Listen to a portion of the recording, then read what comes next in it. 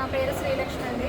మా వారి పేరు శ్రీనివాస్. తను అగ్రికల్చర్ డిపార్ట్మెంట్లో పనిచేస్తున్నారు, మంచిర్యాల డిఏఓ ఆఫీస్లో. ఇప్పుడు ప్రెసెంట్ నా భర్త పొజిషన్ ఏం బాగాలేదు. దానికి కారణం ఏంటంటే సురేఖ మేడం, ఇన్ఛార్జిగా వచ్చిన సురేఖ మేడం, ఆమె పెట్టిన టార్చర్కి నా భర్త భరించలేక సూసైడ్ చేసుకున్నారంటే ఈరోజు పురుగుల మంది తాగేశారు ఆఫీస్లోనే.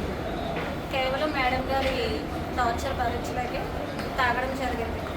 ఎప్పటికీ నీకు పని చేత కాదు, నువ్వు వేస్ట్ పెలో, నువ్వు ఎందుకు ఉపయోగపడవు ఇలా అమ్మని పని. తను మార్నింగ్ 9 o'clock ఆఫీస్కి వెళ్ళి నైట్ మళ్ళీ 9:30, 10 వరకు వర్క్ చేస్తూ కూడా ఇంకా నువ్వు వేస్ట్ పెలో పని చేస్తలేదు, నువ్వు ఎందుకు పనికి రావంటే ఇంకెవరు చేసినట్టు వర్క్? నా భర్త చేయకపోతే ఆఫీస్లో ఇంకెవరు వర్క్ చేసినట్టు? అక్కడ ఎవరున్నారు ఇంకా పని చేయడానికి? ఎంతమంది అటెండర్లు ఉన్నారు? ఏ వర్క్ ఎవరు చేస్తున్నారు? ఆ క్యాలిక్యులేషన్స్ అన్నీ ఎక్కడ పోయాయి? కేవలం మాట్లాడితే నీకు పని చేత కాదు అంటే అటెండర్లు అంటే అంత చిన్న చూపు, ఆఫీస్ సబార్డినేట్ అంటే అంత చిన్న చూపు. ఆయన కూడా ఒక మనిషే కదండి. మరి ఎందుకోసం ఇంతగానం టార్చర్ పెట్టడం? మళ్ళీ ఇన్ఛార్జ్ అయ్యుండి నువ్వేమీ డిఏఓ ఆఫీస్ అయితే కాదు కదా, ఆఫీసర్ అయితే కాదు, కాకపోయినా ఇన్ఛార్జ్ కింద వచ్చి ఇంతగానం చలాయిస్తూ నా భర్త ప్రాణాల మీదకి అయితే తెచ్చింది ఆ మేడం.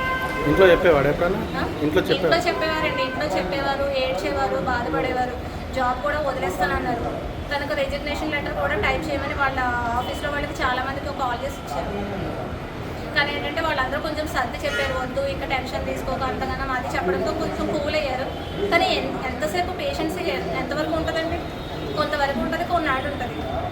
ఇంకా మార్నింగ్ 5 minutes లేట్ అయిందంట ఆఫీస్కి వెళ్ళడం. అది కూడా వాళ్ళ ఆఫీస్ వర్క్ మీదే పోస్ట్ ఆఫీస్లో ఎక్కడికో వెళ్ళారు. 5 minutes లేట్ అయిందనేసి మళ్ళీ తిట్టడం మొదలెట్టింది. నేను నైటే ఆల్రెడీ 10కి వచ్చాను ఇంటికి. నైట్ 10కి వచ్చారు అంటే 10 వరకు ఆఫీస్ ఉండాలని రూల్ ఏమన్నా ఉందండి? మరి మార్నింగ్ 5 minutes లేట్ వెళ్తే తిట్టారట. మరి ఇది ఎక్కడ రూల్ ఏంటి? ఎంతవరకు ఒక మనిషి ఓపిక పట్టగలండి? ఆ ఓపిక నశించడం వల్లే ఈరోజు ఇలాగా ఆఫీస్లోనే తాగేశారు. ప్రెసెంట్ బెడ్ పైన ఉన్నారు. నా భర్తకి ఏదైనా జరగడం జరిగితే మాత్రం పూర్తి బాధ్యత సురేఖ మేడం.